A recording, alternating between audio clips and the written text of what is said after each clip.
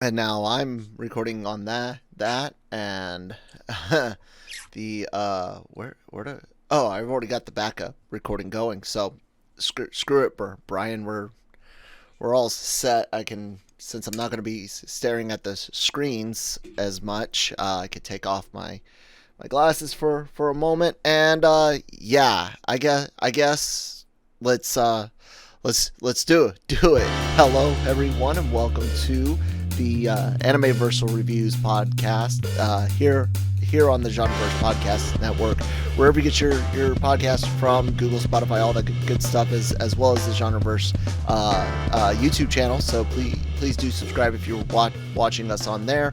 LRMonline.com is our parent website, parent company, all that good stuff. Check out Genreverse.com as well. They both go to the same place for the moment. And yeah, sponsored by the good folks over at Grow Generation. More on them a little bit later. I am Kyle Malone at that Kyle Malone on Twitter, and I am joined by Brian. and you do I have something else. YouTube channel PulpMythos. Awesome, and I have a special thing at the end for that, Brian. So Okay. remind me when you do another shameless self promotion on my website. No, I'm joking. Remind me to make sure I do the special thing. Okay. Holy crap, dude! We make this like statement in the write up for this every week that this is like one of the most anime things to ever anime. And this episode, Sabikui Bisco, episode 8, 9, 8, 9. 9, 9, 9, 9, 9. Anyways, it is, dude, what the fuck was the monkey for? Yeah. Like, there's so much to get into, but giant pink elephant, fucking boxing monkey. Right. Yeah. Like, Uh, what? yeah. All these like crazy villains appeared, and I was like, "What the hell's going on?" And then, of course, the ending, and I'm like, "What?" Which I Go almost ahead. got spoiled, but Yes, but I you didn't. I almost had did. no. I thought it was something. Didn't think it had anything to do with the anime. Oh, yeah, well, it did. I didn't have the backup recording going, so if we miss any audio, I blame Brian. But anyways, yeah, the funny thing about the whole what's the word I'm looking for, that whole ending and you almost getting ruined for it, because I send you sometimes out of context, well, potentially out of context, gifs, gifs. I know that's the proper, but that's a peanut butter. And this time I sent you the T2 Judgment Day molten metal thumbs up, which makes sense once you see the episode. But I wasn't sure if you had seen it yet, so I didn't want to say anything. I just wanted you to be like when I sent the blowfish, but you had seen that one. Yeah. By This the one I time I hadn't. sent it. Yeah. Exactly. So, Christine text back, damn it, Kyle, have some respect for the dead. And I'm like, oh my god, I don't know if he's seen it yet, because when we had watched it, you hadn't seen it, because I could tell, and yeah, dude, it was funny. Anyways, what'd you think of the whole kind of? What's your reaction, man? It was so shocking because it's funny. Last week's episode ended where we assumed a certain character was dead, and so Mm-hmm. we weren't sure where they were going with it. It really felt like that character was dead, and then this week it's like, no, they're fine, and then they kill someone else, Yeah, and they, I buddy. mean, and they do it in a way where it's like, yeah, they're gone, and uh, wow, I mean, I would have never guessed that would Mm-mm. have happened, and then I'm sitting there and I'm like, was this the last episode? I Yeah, I thought know, of that, right? and then I get through the credits and it's like, no, the story is not over. And so then I'm starting to think, oh my god, well, where is it going from here? And the name of the show, and so I don't know. It was a wild episode, Yeah. and very surprising.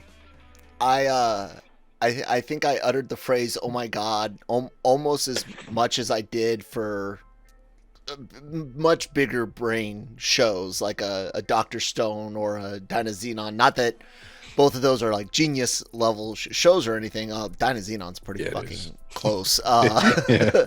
But you know what I'm Yeah, saying, yeah. that they are definitely bigger brain. But this one, just the oh my god moments remind me never to rust. That just looked awful.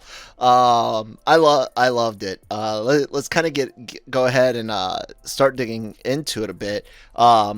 Start off with Kurokawa's plan, man. You know, he drags Jabi along for some exposition. We learned that, we learned a bit about what he wanted to do last time about, controlling the medicine. And here we get how he is going to make sure that he can always have that supply and demand. He's melted down rust, got the damn thing that caused all this trouble in the first place in Tokyo from the Tokyo crater, and he's going to weaponize rust, dude. Shoot it artillery style at different places, including the children village. And dude, what a wicked evil plan. It kind of combines classic scorched earth villainy with like the worst of capitalism. Yeah, exactly what it was. Were those robots? The thing in the molten, Yeah, that's what it looks like. yeah. And it looks like that thing that stood up in the crater in the intro. And I think there's even a maybe a trailer that we may have seen it in. Yeah, dude, that thing was crazy. What do you think about his big plan? He's gonna make rust bullets and spread artificial rust wind. It was that twirly mustache villain thing, and we've been saying the way the character is played throughout the series, that's sort of what he is, and it was doing a good job with it. And as far as the plan, I was like, okay, yeah, everything was coming together. I was like, okay, this is his plan. Of course, clear. It's hard to talk about it without the ending, but because now you can go ahead. Well, clearly he's out of the picture, but then it's like, okay, well, there's still going to be problems, and his plan is still, I guess, going to happen in some way, or I don't know. It's like it's just shocking. You took out the lead protagonist and antagonist. Well, I have a theory when we get to dig into Kurokawa and Bisco's deaths. I have a theory that it might not be completely over for them, but I really dug. It's always hard to do exposition, and they gave us a good way to do it last time, and here they did another good way. It still feels like exposition, but it's another one of those things that the show doesn't. It's not breaking any records. I mean, I'd watch a movie for this, but I don't know. I don't see like a big movie coming out of it. It feels like even something that just might end up being a big cult classic, because it just executes everything that it does perfectly, and not like above and beyond. Sure, there's moments that set it apart, but just overall, it's just a really enjoyable show. And they managed to world build and character build and still have good action set pieces. So I dig that. And this episode was very much split in two. Like the first part was a lot slower, and it was I mean, they've spent so much time building this friendship in the show, and in this episode they really went for it in the opening scenes. Which had a huge payoff in the end of the episode. So I like the pacing. Yeah. Like I said, it was a little slow in the beginning, very intentional, because the ending is so insane, and then they hit you with a shocking ending, which, like I said, relied a little bit on that slow beginning, which was building up that friendship. So I like the dream, scene and all that, which is what we were confused about in the preview for the episode. We didn't know if it was death or the running through the grassy fields or Mhm. whatever. But it turns out it was a dream. Yeah, yeah, and you and I mentioned that it might be a dream. Going on just a bit, uh, to kind of hit at Jabi and again this mushroom keepers thing. The governor, of course, you know, if you're going to infect people with rust, you got to be able to cure them, which is why he's got the pipe snake and the Sabikui mushroom, the rust eater. And then he asks Jabi, "Hey, why don't you go convince all the kids to give their lives to me to make medicine, and you know, I'll let you live, dude." Like, it's a dark and twisted fucking show. Like basically, dude, it was evil. I loved it. What'd you think of that? And Javi's like, "Fuck you." Yeah, it was. I thought that was setting up the next sort of storyline. Now I don't think so, but he did. He mentioned. Did he mention a village, or he mentioned like clearly the mushroom keepers? Yeah, I think it's the kids from the Blowfish village. I think that's who he was alluding. See, I'm still No. He said mushroom keeper mushroom kids. keeper. Yeah. So we still don't really know how they operate or where they come from or why their blood is special. And this gave us a tiny little bit more the idea that, yeah, they come from a community somewhere.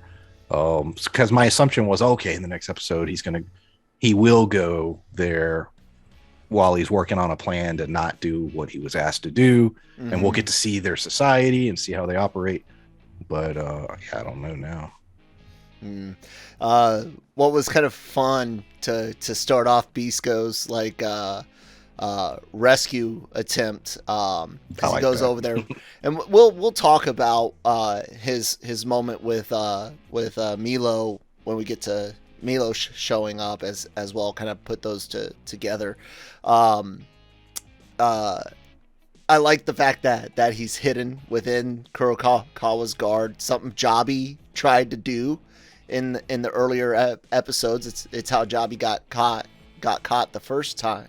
So I like that call back, and I also like it as he's gotten better than Jabi because he didn't get caught and he beats Jabi's ass to keep his cover. It also ties into that moment that he does have with Milo about kind of privately after Milo goes to sleep after getting the Rust Eater cure, where he's like, you know, this is what Jabi must have felt raising me. So I like the moment, and man, it's gonna be sad for Jabi going forward. Parents are supposed to outlive their kids, Brian. I like when he stabbed the governor in the foot. Yeah, because I felt that. I was like, oh. Yeah. I was like, is it jellyfish or is it Bisco? I was really curious as to what it would be. I was thinking the exact same thing, but then I was like, well, the body, the build. I was like, it can't be her, but I was like, it's anime. Maybe it is. It's anime. At the last minute, they decided on that, so they just replaced the last few frames of animations.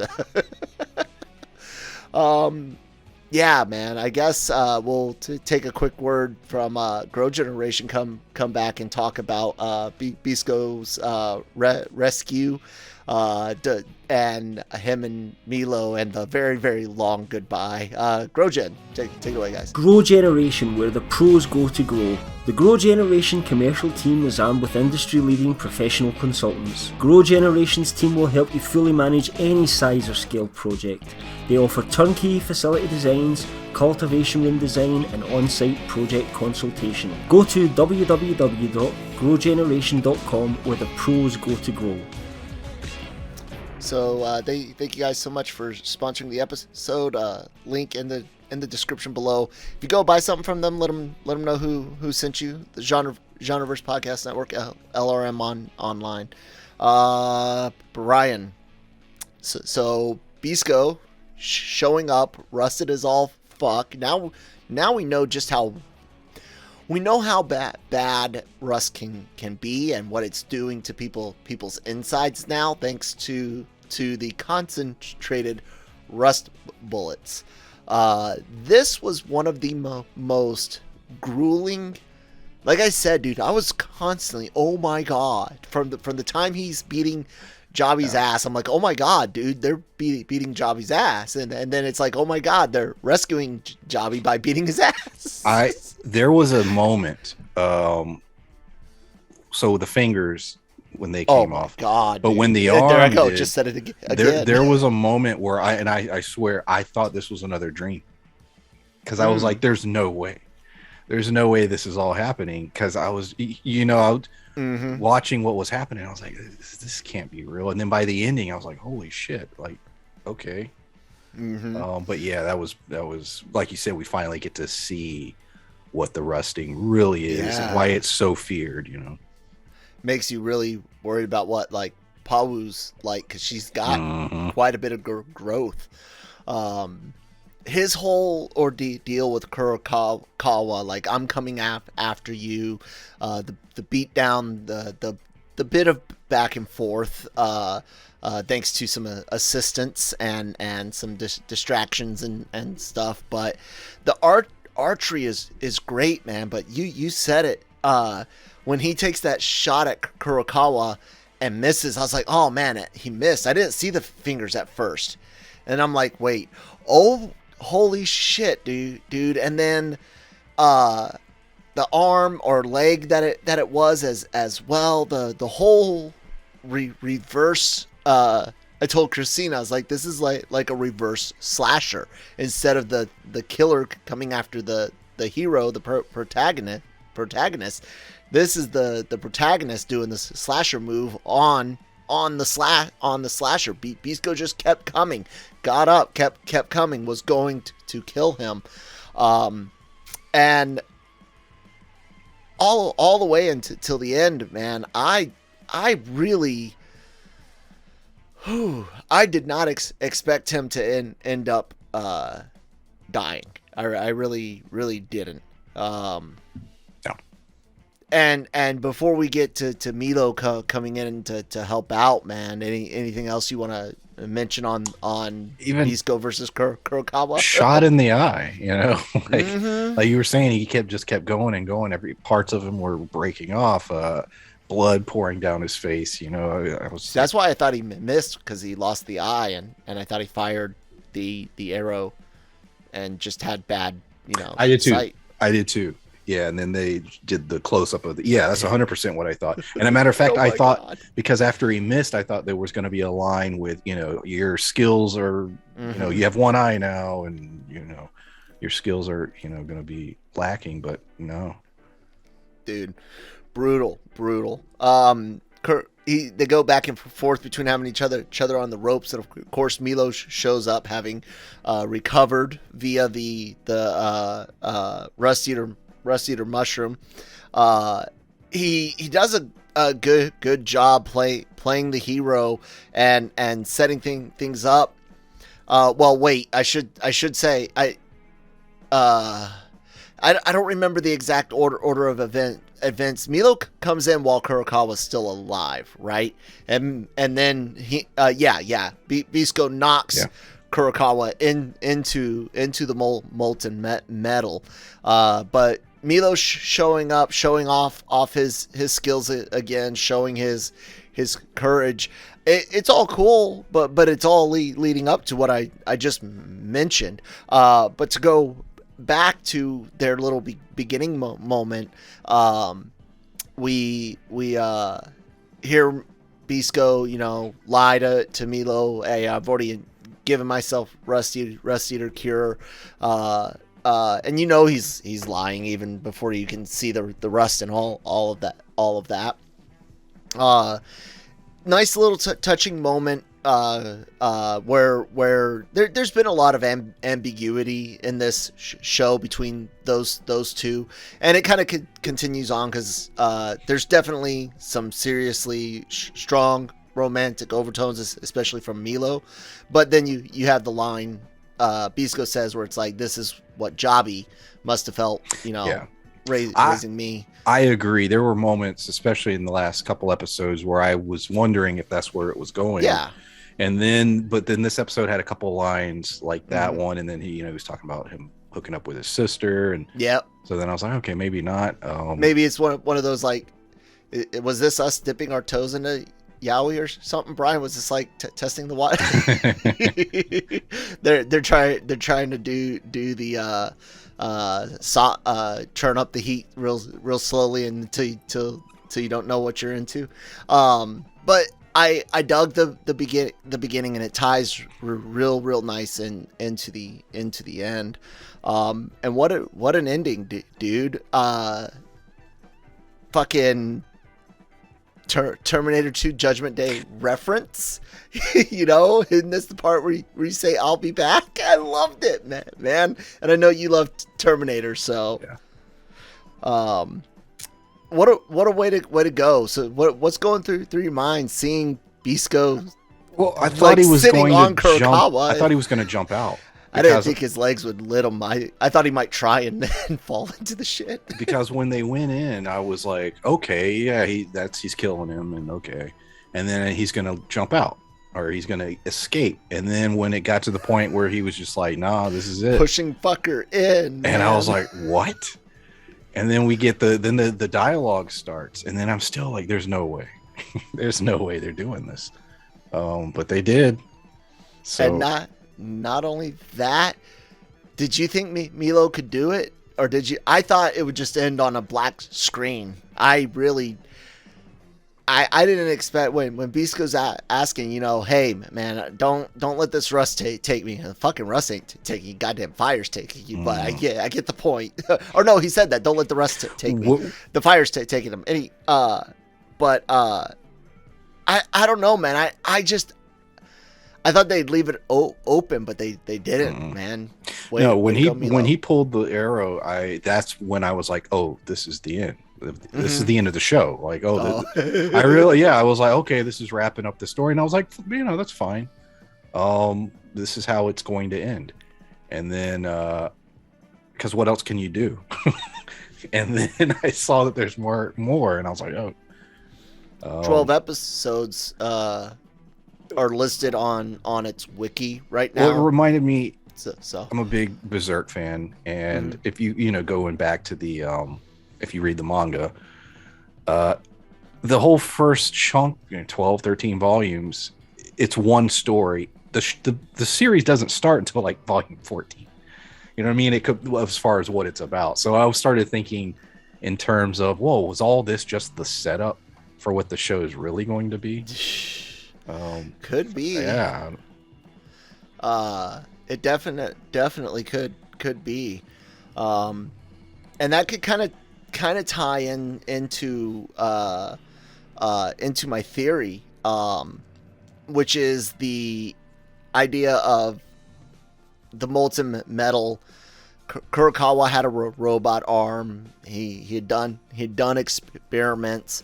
What if and this is anime, what if somehow his essence is trapped in the Tetsujin, the fucking android robot thing at the end, the robot Tetsujin. I could see them there we go, doing it. Anyways, with the mushrooms, maybe with the fungus, maybe somehow they get like where you're kind of going, maybe something with Bisco and mushrooms, but maybe Kurokawa and the robot, the robot's there in the molten metal. Kurokawa melts into the metal. Bisco is a little bit different. What if he's asking Milo to shoot him so that a way his spirit is released or something? What if there is some spiritual element for the mushroom keepers? I don't necessarily think. I hope they don't come back. I really hope that they don't come back in a traditional corporeal sense, but pseudo spiritual or straight up spiritual continuation is very anime. And I don't know. What do you think? Or do you think they're setting up where it's like the legacy of Sabikui Bisco, the legacy of Akaboshi with Milo as the star. There's 3 episodes left, so either way, it could go either way. I mean, it wouldn't completely shock me if they did something like that. I would just be like, okay. But I also like the idea of them being gone and the other characters taking over. I don't know. It could go either way. I just hope if they are around in some way, I just hope it's not stupid and that it, not too. I understand what you mean. So his essence is in the bow and arrow. He's like, I'm the bow. Draw me. Talking to him and stuff. Oh my god. Oh my god. Hey, you started that. Yeah. It's all good. But I could go, like I said, as long as it's not stupid. I'd be fine with it. Yeah. I guess the only last real question is, what the fuck with the elephant and monkey, man? Dude,